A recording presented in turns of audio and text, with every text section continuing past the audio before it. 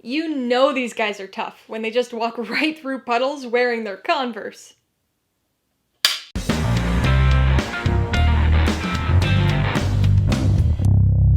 Hey everybody, welcome to Mainely Movies. Today I'm going to be talking about the 2021 musical romantic drama, West Side Story. If you're new here, please consider subscribing for a variety of movie-related content like reviews, rank lists, and trailer reactions. All my reviews include a breakdown of the pros and cons, my rating, and some tailored film recommendations, so be sure to watch through to the end of this video for all of that extra content. West Side Story stars Ansel Elgort, Rachel Zegler, and David Alvarez, and was directed by Steven Spielberg. It tells the story of teenagers, Maria and Tony, whose forbidden love causes issues between their rivalrous and musically inclined gangs. This is one of the more ambitious remakes we've had in a while. It's one thing to remake a film that was panned, to try to improve upon it, or to remake a film that's not particularly well known. But remaking, or readapting, a movie like West Side Story is another thing entirely.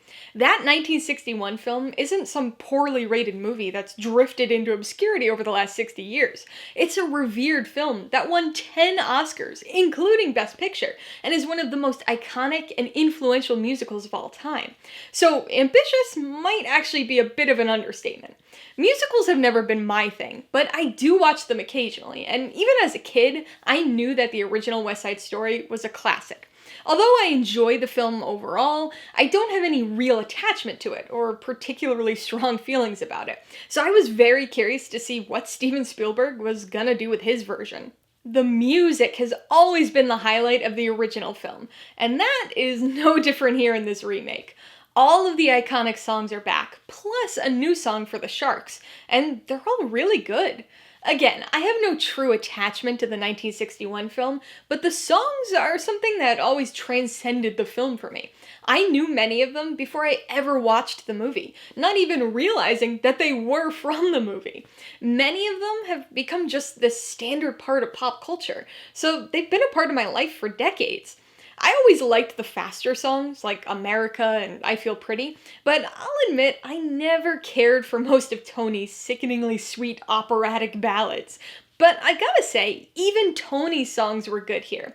And you wouldn't think that it'd make a big difference as you're watching, but the fact that all of the leads here actually do their own singing, rather than being dubbed by ghost singers in post, like in the original film, gives this movie a surprising level of sonic authenticity. In addition to the music, the choreography was always one of my favorite aspects of 1961's West Side Story, which is a little surprising, because that's not usually an aspect of musicals I tend to enjoy. But just like the original film, this is an impressive production. Unlike the music, which sticks very close to the original, the choreography and staging of the dance numbers deviates quite a bit here. We certainly still have iconic elements, like the snapping and the bizarre incongruousness of these gang members busting out ballet moves, but in general, the choreography takes on a much less stagey feel. People still break out into synchronized song and dance, so it certainly still feels like a musical, but this time it feels like you're watching an actual movie rather than a recording of the stage play. Characters don't feel like they're restricted to a specific amount of floor space. They move around a lot during these songs, really incorporating their environment into the number. One of the best examples of this is during America. In the original film, this song and dance is performed on a building rooftop. It's a fun, vibrant segment, but they're clearly restricted to the film's version of a stage. Here in the remake, things are much more dynamic. These characters perform the song as they're walking through the streets of their neighborhood, interacting with various members of their community. A lot of the other musical numbers also take on this more environment-inclusive style. G. Officer Krupke makes creative use of the police station. I Feel Pretty is an entertaining play-acting daydream sequence through Gimbel's department store, and even the iconic balcony setting of Tonight is made more dynamic with some barriers that require a bit of athleticism on Tony's part. For somebody who doesn't like musicals, I've always found it a bit funny that my favorite aspects of the 1961 film were the musical ones, the songs and choreography. The thing I usually cling to in films like that, the story, has always been a bit of a letdown. So I was especially curious to see if it would have the same fate here in the remake. This film follows the same basic Romeo and Juliet story as the original, obviously, so it does still suffer from the same love at first sight unbelievability. But I will say that the central romance here is a lot less cloying, which is certainly an improvement in my book. There are even some fun pokes from other characters at the absurdity of the supersonic relationship. Other story improvements come from much needed character development expansions. Now, that's not to say that this movie does some sort of character deep dive or anything, but most of the key players have been fleshed out more.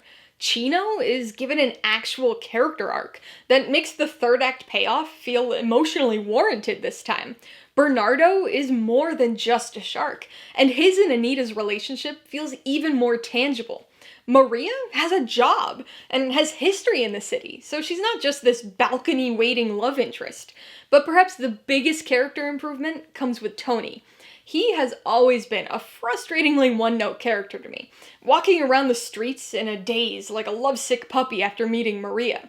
This Tony actually has a background that informs his decisions and motivations throughout the movie. He still has that hopelessly in love quality, but there's more underneath that makes it bearable, and dare I say, believable this time. Steven Spielberg's West Side Story is an interesting beast. In many ways, it's the same as the original movie. The same music, the same basic story, the same strange blend of street gangs and ballet, but in other ways, this is something brand new. It at least attempts to be more culturally inclusive and representative. Casting actual Puerto Ricans was a big contributor to this, but even the unsubtitled bilingual nature of the film had a hand in it. This film also, thankfully, dramatically cuts down on the staginess of the original, actually feeling like a true film this time. Spielberg even manages to make the Jets and Sharks almost feel intimidating. No ballet dance fights here. These guys are hitting hard. Fists, paint cans, pipes, and whatever else they can get their hands on. West Side Story is a classic for a reason, and will likely stay that way for many people, but Spielberg's 2021 version is not only a worthy remake, but an improvement upon the original in many regards. Alright, let's talk about the pros and cons. Pro number one is definitely the music. I'm sure that's not really much of a surprise. We are talking about West Side Story after all. The music was the biggest pro of the original, and remains so here, because it's largely unchanged. We still get all of the same iconic songs, with some new associated choreography, and the pleasantly undubbed performers are all wonderful. Even Tony's eye-rollingly sweet ballads are good this time around, though they're, of course, still no match for the faster or jazzier numbers. The second pro has got to be the fleshed out characters. This is kind of a comparative pro between the two versions, but I'm including it because of just how big an improvement it is. The characters in the original film felt like just that, characters. They existed only when they were on screen, and usually only served a single purpose. Many of the characters here get fleshed out. Chino, Bernardo, Anita, Maria, Valentina, Tony. We get a sense of who these people are outside of the constraints of the Romeo and Juliet plot, so they feel like they're actual people, aside from the spontaneous singing and dancing, of course. Tony is especially expanded upon here, transforming from an annoying lovesick puppy into a character that actually feels like a person. On the con side, the biggest issue is the story. I'll admit that it's improved over the original, thanks to the character expansions and development, but it still suffers from the same plot problems. Just as in 1961, the biggest contributing factor here is the central romance. Blame William Shakespeare, blame the play, blame the original movie, blame whoever you want. But the love at first sight plotline is ridiculous. These characters know each other for 24 hours. I mean, I know it's set in the 50s, but even then, I think one day was a little too early to be talking forever. Before I give you my rating and recommendations, I want to remind you that if you're interested in buying West Side Story or any of the other films I mentioned today, I do have affiliate links for all of them in the description below. I get a small commission from anything you buy using one of my links, so I'd really appreciate it if you use them if you're in the market for any of these movies. I'm gonna give West Side Story 3 out of 5 paws. Though I'll admit it's a high 3 for me, and may eventually climb the balcony up to 3.5.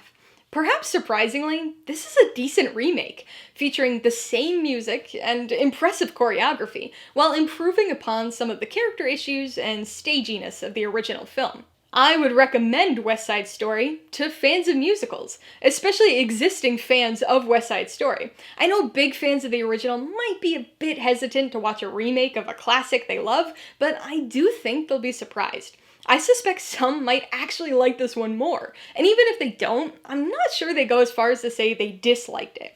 If musicals already aren't your thing, this probably won't change your mind, but it's definitely a lot easier to get into for a non-musical fan than the original is. If you liked West Side Story, I've obviously got to recommend the original 1961 West Side Story.